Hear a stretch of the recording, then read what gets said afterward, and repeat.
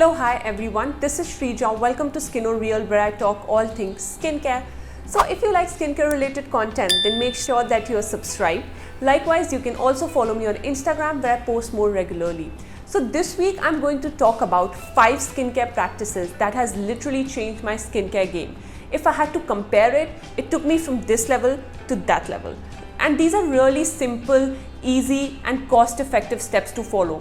I really did not add any expensive serum or mask or any such thing into my routine. So these practices are more about eliminating things from your routine rather than piling things on.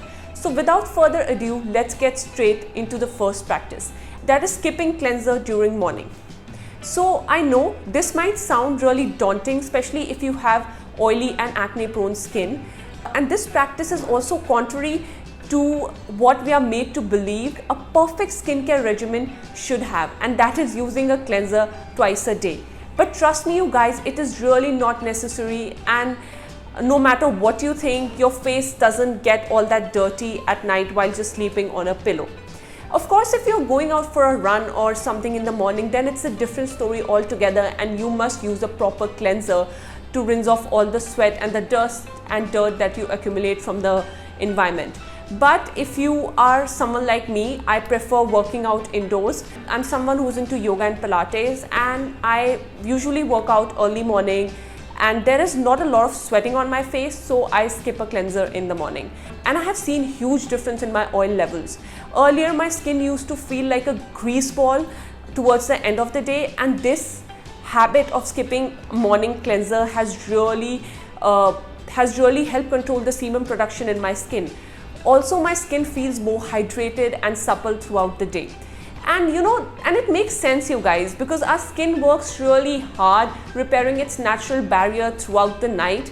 And guess what we do first thing in the morning? We just strip it by using a cleanser. So really, there is no need to unnecessarily strip your skin, and try following this practice for 1 week, and I'm sure you will notice a significant change in your skin.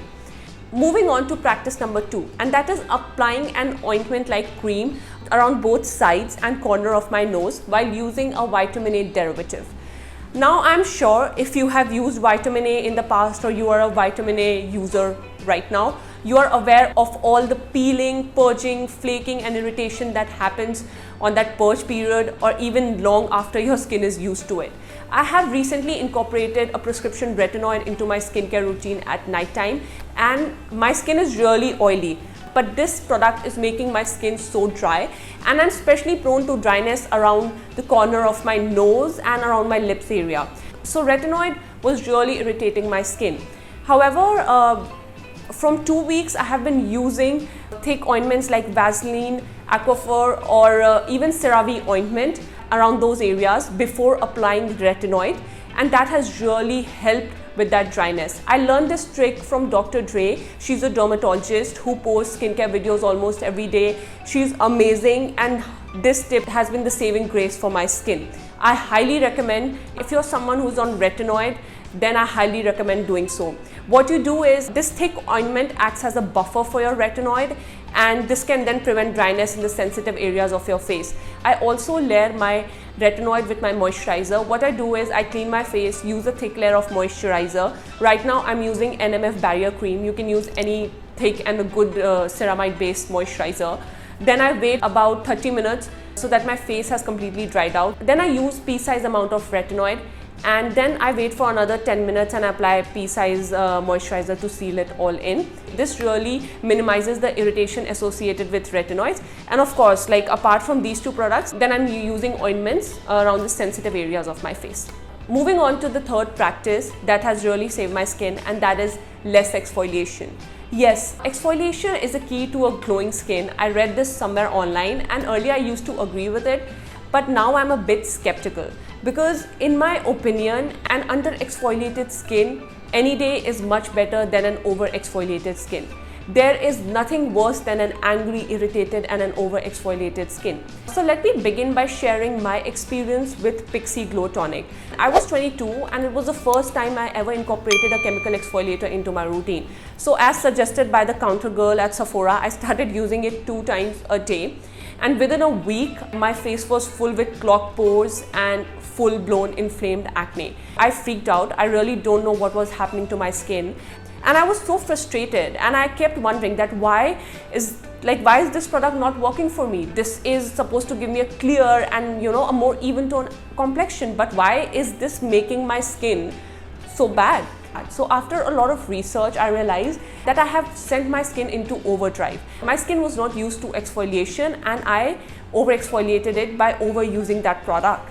So of course I cut back on that, and then I incorporated a lot of skin healing ingredients like green tea ceramides into my routine to repair my skin barrier. But it took a while before my skin was back to its healthy state. So that's the reason I'm warning you guys. Yes, exfoliation helps remove dead skin cells from your skin and gives you that even and brighter complexion, but only if you do it right. So please be extremely careful with exfoliation. And I have been seeing this surge of exfoliation everywhere. Literally all these marketing companies are trying to say that yes, you need to exfoliate your skin. No, you don't. You really don't. If you have a normal skin, you really don't need to exfoliate your skin unnecessarily, because your skin does that job for you. Only if you have acne prone skin, or if you have issues such as pigmentations and any other skin concern that requires that brightening effect, then of course you will benefit from adding an exfoliator into your skincare routine.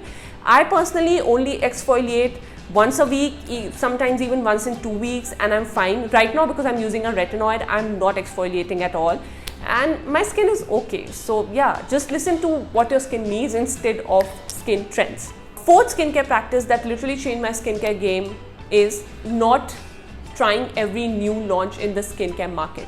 I know skincare is a very saturated industry right now, and people are getting obsessed with skincare on social media. So in this world of beautiful packaging and trending ingredients, it is very difficult to resist that temptation.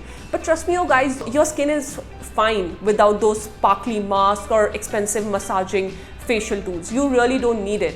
And if you have a skincare routine that is working for you, then you really don't need to spice it up by adding unnecessary things in your routine. This following skincare trend approach and trying every new launch in the market can really backfire and can severely compromise your skin barrier. So please don't unnecessarily add skincare routines according to trending products in the market. The last practice that has made a huge difference in my skin is learning and being aware about different ingredients that I'm putting on my face. Okay, first off, your skin doesn't give 2 shits about those glitter masks, good smelling products or expensive products. What it really cares about is soothing and healing ingredients that is actually beneficial for your skin barrier. For the longest time, I used to buy products based on their color, packaging, trending ingredients and whatnot, and somehow my skin was never happy, and I failed to understand why. But now I know better, and I am very careful while purchasing any new skincare product. I carefully read the labels, I research about ingredients if I'm not aware about something, and I only buy a product after doing my research. So please guys, educate yourself, read the label, become aware, and that way you will be better able to decide that if that product is meant for your skin type. Now, if you're someone who finds all of this stuff really boring, then you can definitely visit my website skinoreal.com, where I build routines that works for your skin and not against it. So that was a bit of a self-promotion / marketing. Now that is all I have for you guys today. If you guys enjoyed watching this video, then please don't forget to like, share and subscribe. I will see you next time. Bye.